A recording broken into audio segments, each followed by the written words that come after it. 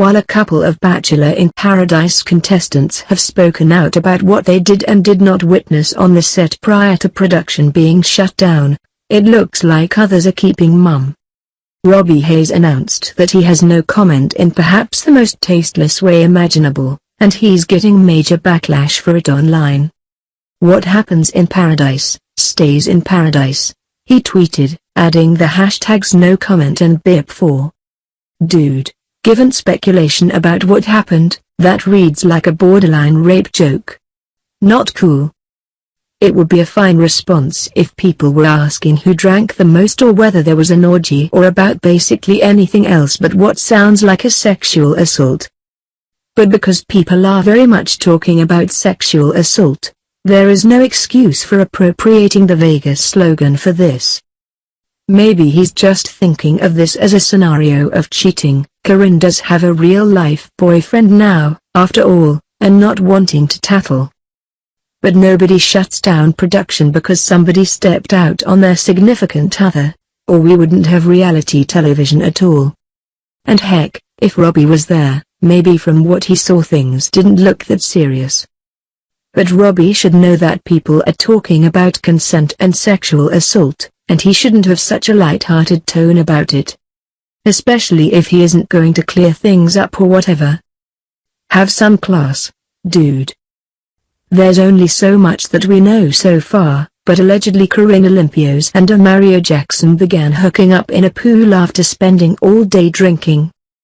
There was reportedly a lot of touching and even some fingering, with Mario engaging in some genital licking. And according to mixed reports, it's been sounding like they were encouraged, possibly every step of the way, by producers. What raises the most red flags is that, while Mario remembers the encounter, Corinne does not. And while sometimes that sort of thing just happens, we can't imagine a network pulling the plug on an entire season so suddenly, and expensively, unless they worry that something truly awful has happened.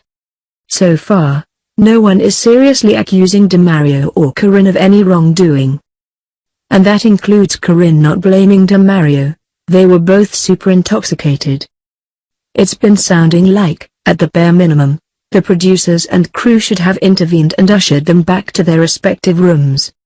Honestly, even if they'd been sober, there's so much of even a blurred sexual encounter that they could have gotten away with airing.